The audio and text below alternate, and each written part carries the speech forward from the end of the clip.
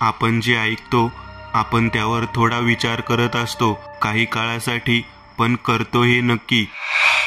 जे पण ऐकले आहे त्या जर तशा प्रकारचे वातावरण मिळाले तर ते आपल्या मनावर ताबा घेतं. हे जे आपलं ऐकलं आहे त्याच्या प्रकारानुसार आहे. प्रेम आणि वासना याबद्दल जर कोणी काही सांगितले तर आपले मन विचलित होते. तसेच कोणी काही भूताचं सांगितलं तर आपण भीतीच्या अधीन जातो. हा प्रकार तसाच आहे. नमस्कार, मी करण बोलके. मी एक कथाकार आहे. मी गावोगावी फिरून खऱ्या अनुभवानुसार कथा प्रकाशित करतो. मी एवढा प्रचलित नव्हतो, पण एक अनुभव मी ऐकला आणि प्रकाशित केला. त्या कथेने माझे आयुष्य बदलून टाकले. हे विश्वास बसला की कधी काय होईल सांगू शकत नाही. कुठला क्षण शेवटचा असेल, कुठला क्षण आपले आयुष्य बदलेल. आज माझा सत्कार आहे आणि मला पुरस्कार पण मिळणार आहे.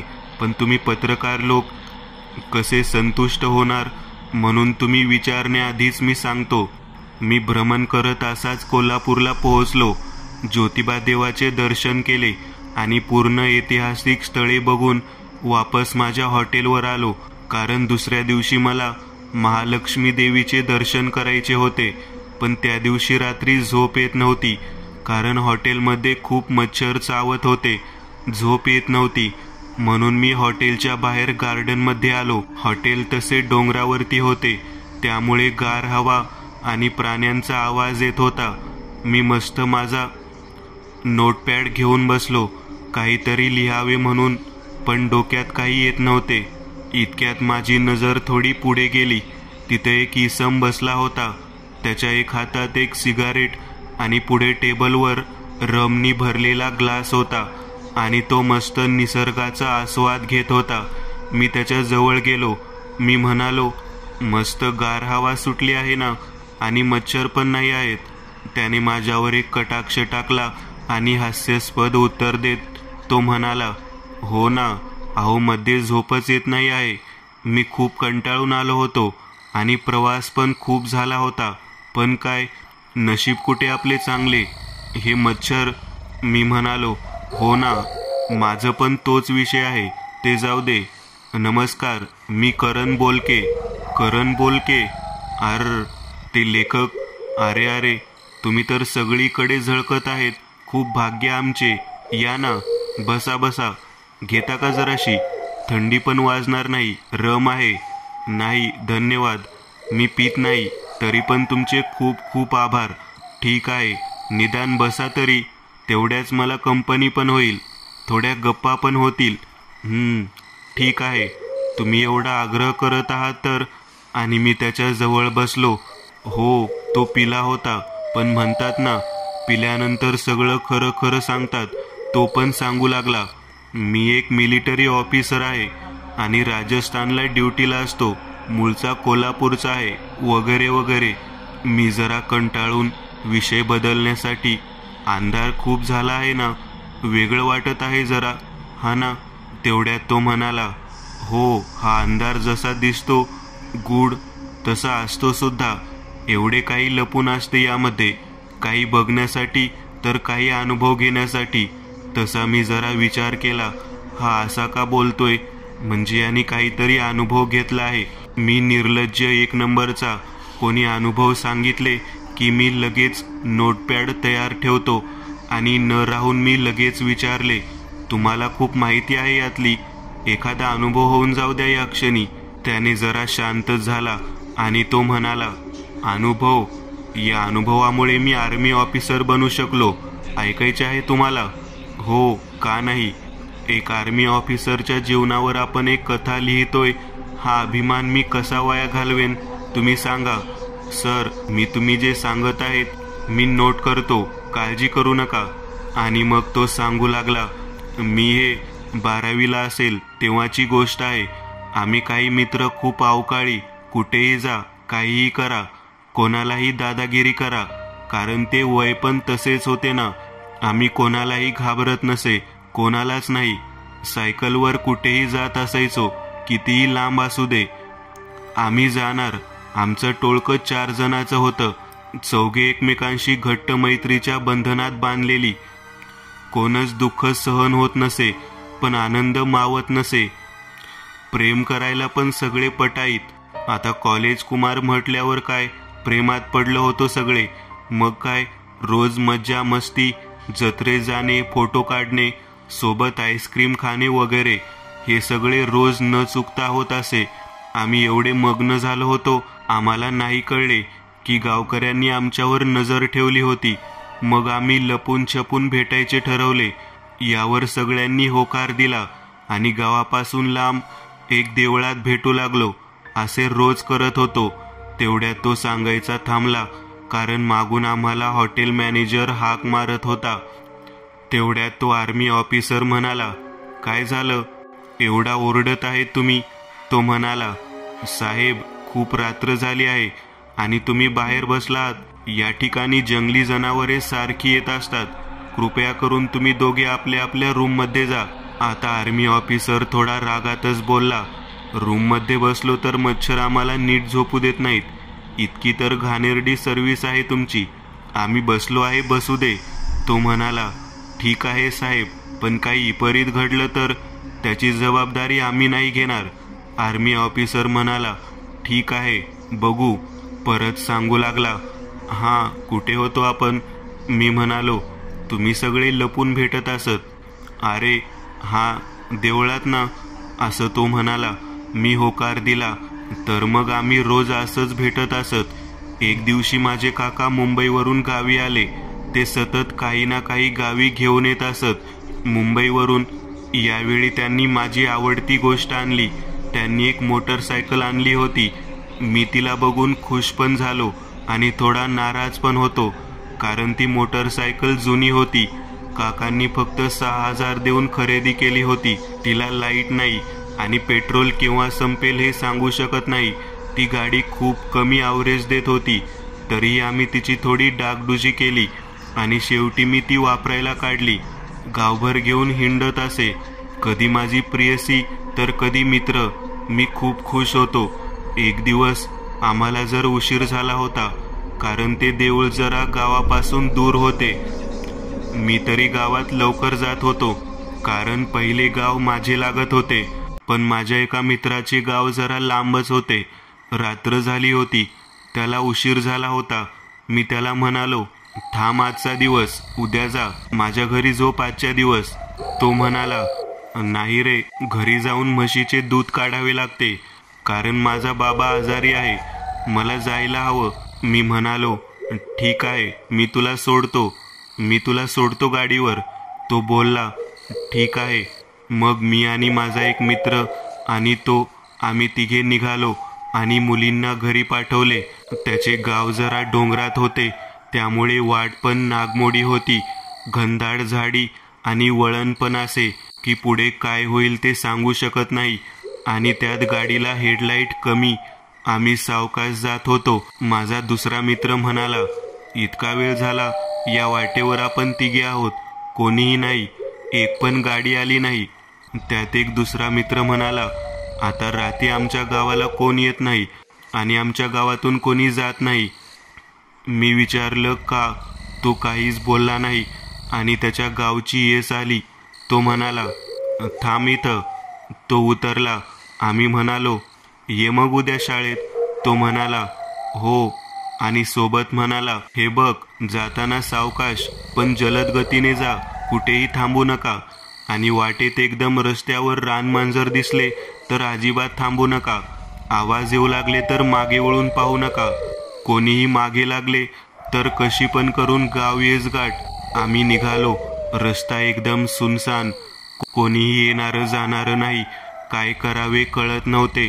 त्याने जे सांगितले होते ते सारखे सारखे डोक्यात येत होते आणि भीती हळूहळू आमच्या मनावर ताबा मिळवत होती. माझा सोबती मला म्हणाला, अर, तो असं का म्हणाला असन बरं? मी त्याला म्हणालो, जाऊ दे, काही पण असन, एकतर गाडीला लाईट नाही आणि रात्रही झाली. रोडवर एक पण मोठी लाईट नाही, पूर्ण अंधार. पुढे काय आहे मला काहीच दिसत नाही. तू शांत राहा. माझ्या मनात अजून एक धास्ती होती, ती म्हणजे गाडीत तेल केव्हा संपेन मला माहीत नव्हते आणि येताना मी टाकायचे विसरून पण गेलो होतो. त्यामुळे मी जितका होईल तितके पुढे सरकत होतो. रस्ता पण सरळ नव्हता. नागमोडी वाट, कधी चढ तर कधी उतार, तर कधी अचानक वळण. त्यामुळे मला गाडी चालवणे अवघड जात होते. तेवढ्यात गाडीच्या छोट्याशा प्रकाशात मला काहीतरी दिसले आणि माझ्या काळजाचा ठोका चुकला. समोर एक मोठं रानमांजर एकदम रस्त्याच्या मध्ये उभे होते आणि आमच्याकडे नजर रोखून बघत होते. मी गाडीची गती अजून वाढवली आणि तिला ओलांडूनही पुढे गेलो आणि सोबत होता त्याला म्हणालो, मागे बघू नकोस, मोबाईल काढ, त्याची टॉर्च चालू कर आणि समोर धर, तू पण घट्ट पकडून बस. असे म्हणून मी गाडी एकदम जोरात पळवू लागलो आणि माझा मित्र घाबरला. त्याने तेच केलं जे त्याने नाही करायला पाहिजे होतं.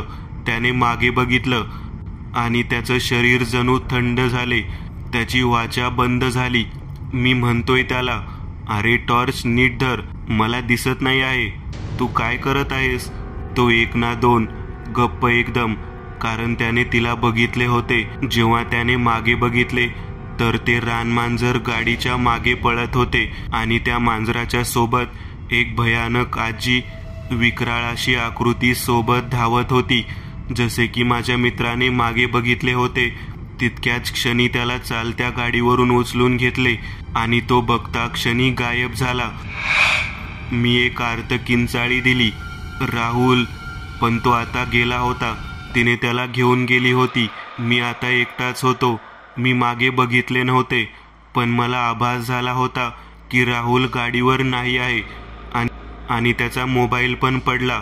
आता मी एकटाच गाडी चालवत होतो, अंग पूर्ण घामाने भरलेले. कधी गावच्या येसला पोहोचतोय असं झाले होते. गाव येस आली आणि तशी मी गाडी अजून जोरात घेऊ लागलो आणि गाव येस जशी पार केली तसं मी मागे बघितलं. बघतो तर काय, ते रानमांजर मागेच होतं आणि येशीच्या पलीकडे होतं आणि ती होती. ती एकदम जोरात हसू लागली आणि म्हणाली, घावलास तू. माझा मित्र आता गेला होता. सकाळी हे सगळं गावात कळले. या प्रसंगामुळे माझे बाबा माझ्यावर खूप संतापून गेले आणि त्यांनी मला पुण्याला पाठवले. मी कधीही त्या गावात गेलो नाही, म्हणून मी आर्मीमध्ये गेलो. कारण मी त्या गावात गेलो की मला ते आठवते. त्या प्रसंगामुळे प्रेम, मैत्री आणि आईबाबा हे सगळ्यांना मी गमावून बसलो. त्यामुळे झोप येत नाही, म्हणून दारू पितो.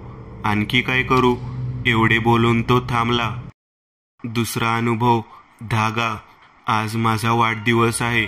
त्यानिमित्ताने सगळे माझे मित्र, संबंधी, माझी बायको, माझ्या बायकोकडील मंडळी म्हणजे माझी सासूरवाडी हे सगळे या सोहळ्यासाठी जमले होते. एवढे लोक आले होते त्यामागे आणखी एक कारण पण आहे. उद्या माझ्या लग्नाचा पहिला वाढदिवस देखील आहे. खंत फक्त एक आहे, मी, आई, बाबा यामध्ये या सोहळ्याला नाही आहेत. बाबा तर खूप आधी एका आजाराने स्वर्गवासी झाले होते. पण आई, म्हणतात ना, आईने जर ठरवले तर यमदेवाकडून आपल्या लेकरांची प्राण वापस आणेल. जाऊ दे. सगळे नातेवाईक, मित्र आणि बायकोकडील मंडळी एका जागी जमा झाले आणि संध्याकाळी 7 वाजता केक कापला. हा माझा 30वा वाढदिवस होता. आम्ही केक कापला. सगळे पार्टी एन्जॉय करत होते. खूप दिवसांनी माझे मित्रमैत्रिणी भेटली होती. मग काय, गप्पा गोष्टी, चांगली मैफिल जमली होती. त्यात माझी एक मैत्रीण होती. मैत्रीण म्हणजे माझं पहिलं प्रेम होतं ते. त्यामुळे मी तिला कुठल्याही गोष्टीसाठी नकार नव्हतो देत. हे माझ्या बायकोला माहीत होतं. पण माझी बायको खूप समजदार आहे. तिने राग न मानता तिला काही पण विचारू दिले. पण ती जरा फटकळ होती. तोंडात जे येईल ते बोलत होती. त्यामुळे तिने विचारले की तुझी आई कशी काय? म्हणजे सगळे गप्प झाले. मी पण जरा शांत झालो आणि म्हणालो, आज नको ग, परत कधीतरी सांगेन तुला. आज खूप आनंदाचा दिवस आहे, नको यात काही विपरीत आणायला. ती म्हणाली, ठीक आहे. खरं तर ही गोष्ट माझ्या बायकोला पण मी सांगितली नव्हती. त्यामुळे मी गप्प झालो आणि तिथून निघून टेरिसवरती आलो एकटाच. कदाचित माझ्या बायकोने मला पाहिले होते. ती वरती आली. मला म्हणाली, असा उभा का आहेस, बस ना. मी तेथील बाकड्यावर बसलो. ती माझ्या बाजूला येऊन बसली. म्हणाली, काय झालं रे? तिला बोलल्यापासून गप्प आहेस, काही बोलत नाही आहेस. काय झालं सांगशील मला तरी? अरे सांग ना. हे बघ, दुःख मनात ठेवलं तर दुधारी होतं, त्याला गोठवून गोठवून हलकं करावं. आता सांगशील की जाऊ खाली? मी म्हणालो, थांब थांब, तुला माहिती करून घ्यायची आहे ना. यार, एक तिने मला अशी गोष्ट विचारली आहे जी मला आठवली तर मला झोप येत नाही. मला माझीच लाज वाटते. ती म्हणाली, असं काय झालं? सांगतो. खूप वर्षापूर्वीची गोष्ट आहे. मी कॉलेजमध्ये असेन. मी 11वीला होतो आणि आर्टला असल्याने मला काही लोड नव्हता. मी जे मनाला येईल ते करायचो, कुठेही जायचो, काहीही करत असायचो. माझी दिनचर्या अशी होती की सकाळी उठून कॉलेजला जायचो मित्रांबरोबर, 1-2 तास अटेंड करायचो आणि प्रियसीला भेटून परत फिरायला यायचो. हे असेच रोजचे चालत असे. आई माझ्या सारखी मागे लागत असे, अरे अभ्यास कर, अरे अभ्यास कर रे, फिरू नको असं. बाबा असते तर बरोबर शिस्त लावली असती रे. मी हो आई म्हणून परत बाहेर निघून जायचो. आता आम्ही रात्री उशिरापर्यंत घरी येत नसायचो. एक दिवस आम्ही 4 जण आपल्या आपल्या सायकलीवरून घरी येत होतो. वाटेत आम्हाला एक मार्केट लागले. रात्रीची वेळ होती, पण वेगवेगळे आवाज त्या ठिकाणाहून येत होते. आम्हाला प्रश्न पडला, एवढी रात्र झाली आणि कोण अशी शवयात्रा काढत आहे, ते पण अशी वाजवीत गाजवीत. आम्ही म्हटलं, बघू पुढे जाऊन. मी म्हणालो, चला र, बघू जरा काय आहे ते, बघू तरी. तेवढ्यात माझा एक मित्र म्हणाला, नको रे बाबा, मला हे जमणार नाही, मी नाही येणार. तुम्हाला जायचंय तर जा बाबा. दुसरा मित्र त्याला म्हणाला, काय घाबरतो रे वांग्या, तुझं नेहमीच आहे बघ, यायचं का नाही ते सांग, नाहीतर तू सिगरेट पितो हे तुझ्या घरी कळवेन बघ. आता तुझ्या हातामध्ये आहे. तो जरा थांबून, बरं बरं बाबा, येतो, चला. तो जरा घाबरट होता आमच्या गँगमध्ये. मग आम्ही सगळे तिकडे निघालो. ते अजून थोडे दूर होते. आम्ही हळूहळू त्यांच्या मागे चालत होतो. माझा एक मित्र म्हणाला, त्या लोकांनी त्या पार्थिव शरीरावर खूप सोने आहे वाटतं.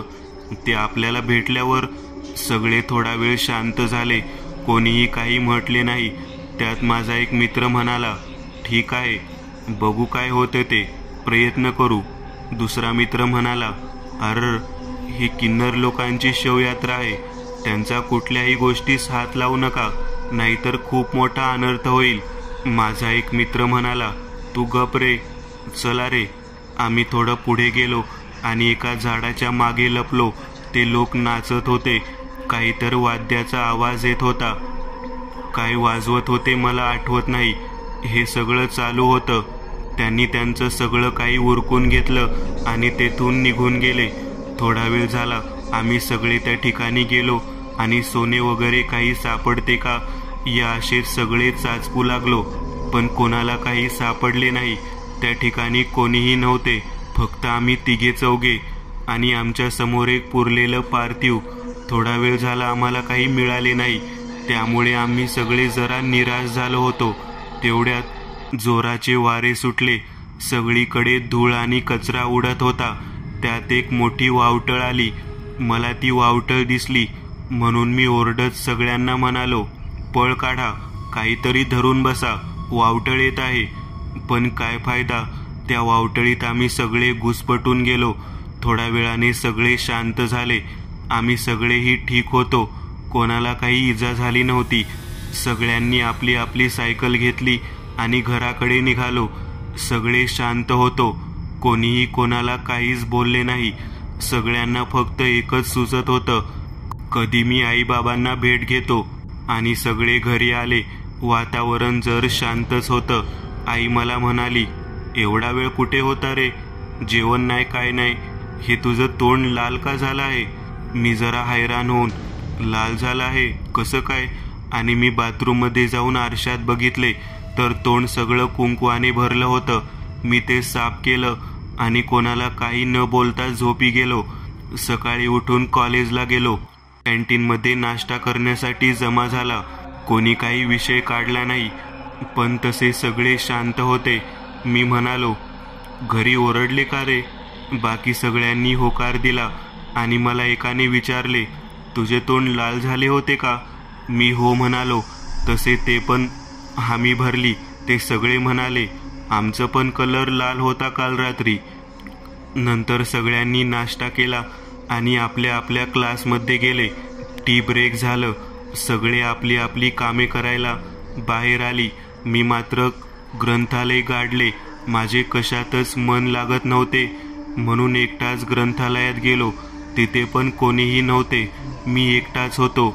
मी एक कोना पकडला, 2 पुस्तके काढली आणि वाचू लागलो. थोडा वेळ वाचत राहिलो आणि पण कोणीतरी आपल्याला पाहत आहे असं मला वाटू लागले. मी जरा दुर्लक्ष केले आणि वाचन करू लागलो आणि अचानक मला एक भरडा आवाज आला, जसं कोणतं जनावर गुरगुरत आपल्याकडे येत आहे. मी मागे बघितलं, पण कोण नव्हते. जाऊ दे, आभास असेल. झोप झाली ना? जागरण झालं आहे काल एवढं, त्यामुळे होत असेल, म्हणून गुपचूप वाचन करू लागलो. एवढ्यात पुस्तकावर 2 रक्ताचे थेंब पडले. मी जरा आश्चर्य करत वर बघितले आणि माझ्या काळजाचा ठोका चुकला. एक भयानक दानव वरती उलटा लटकून माझ्याकडे पाहत होता. त्याची जीभ लांबलचक होती. वाघ नक्या पण फिक्या पडतील असे त्यांचे पंजे होते. मला काय करावे काहीही सुचेना. मी तिथून कसं तरी धडपडत पळ काढला आणि क्लासमध्ये आलो. सगळे माझ्या तोंडाकडे बघत होते, जसे मला आधी कोणी बघितले नाही. मी आधीच घाबरलो होतो. एक मित्र आला. त्याने मला बसायला सांगितले, मला पाणी वगैरे दिले आणि विचारले, तुझं तोंड लाल का झालं आहे? मी बोललो, लाल झाला आहे. तो म्हणाला, हो लाल झाला आहे, जा साफ करून ये.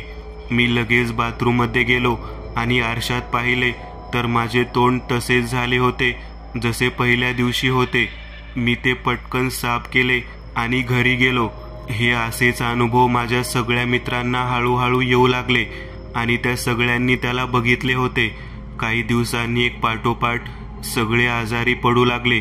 काय चालले होते कोणाला काही समजत नव्हते. आई सगळे पाहत होती. एक दिवस तिने मला विचारले, त्या रात्री तू कुठे होतास? हे मला खरं सांग. मी तिला सगळं घडलेल्या प्रकाराबद्दल सांगितले. ती ते ऐकून ढसाढसा रडायला लागली आणि मला म्हणाली, काय केला श्री राजा तू? तिने लगेच मला एक मंदिरात घेऊन गेली आणि तिथल्या पुजारीस सगळे सांगितले. त्याने मला पाहताच ओळखले होते की मी काय केले आहे. तो म्हणाला, याने जे केलं आहे त्यामुळे तुमच्या घरातली एक पिढी पूर्ण मरण पावणार. त्याने मला विचारले की तो दिसला होता का तुला? मी हो म्हणालो. तो आता पूजा घरात गेला आणि एक धागा त्याने आणला आणि ती धागा त्याने काल भैरव स्त्रोत वगैरे म्हटला आणि माझ्या हातात तो धागा बांधला आणि म्हणाला, हा धागा काही झालं तरी निघाला नाही पाहिजे, यावर कुंकू नाही पडलं पाहिजे किंवा याचा कलर लाल होईल असं काही झालं नाही पाहिजे. तोपर्यंत तो दानव तुमच्या जवळ येणार नाही. आईने त्यांच्या पाया पडली आणि आम्ही घरी आलो. काही दिवस गेले. सगळं बरोबर चालू होतं, पण माझी आई बरोबर वागत नव्हती. तिचं बोलणं एकदम कठोर आणि रागीट असायचं. तिला सारखी भूक लागत असे आणि नॉनव्हेज ती असं खात असे जसं की 1 महिन्याची भुकेली आहे. एक दिवस तिने मला प्रेमाने म्हणाली, चल मंदिरात जाऊया. आईला ड्रायव्हिंग येत असल्याने तिने गाडी चालवायला घेतली. ती गाडी खूप जलद गतीने चालवत होती, खूप जलद. मी आईला विचारले, आई काय झाले आहे? एवढं का गाडी पळवत आहेस? नको ना ग. पण अचानक तिने एकदम भरड्या आवाजात मला उत्तर दिले, नाही, आता कुठे जाशील? कोणीही नाही वाचवू शकत तुला. मी ओळखून गेलो, हा तोच आहे जो माझ्या आईच्या शरीरात आहे. त्याने गाडी रॉंग साईड घेतली. आता गाड्या आमच्या समोरून येत होत्या. तो म्हणाला, सोड श्वास आणि मलाही मुक्त कर या मृत्यूलोकातून. समोरून मोठी ट्रक येत होती. पण काय आश्चर्य, इतक्यात माझ्या आईने मला हाक मारली, बाळा गाडीतून उडी मार लवकर. आणि सोबतच त्यालाही उत्तर दिले, जोपर्यंत मी आहे तोपर्यंत माझ्या पोराच्या केसालाही धक्का लागू देणार नाही. आणि मला तिने शेवटची किंचाळी दिली, उडी मार. मी तेच केलं आणि मी पडून स्वतःला सावरतोच की गाडी त्या ट्रकला जाऊन पूर्ण चूरचूर झाली होती. त्या अपघातात माझ्या आईने प्राण सोडले. माझा एकही मित्र वाचला नाही. कदाचित नियतीच अशी होती.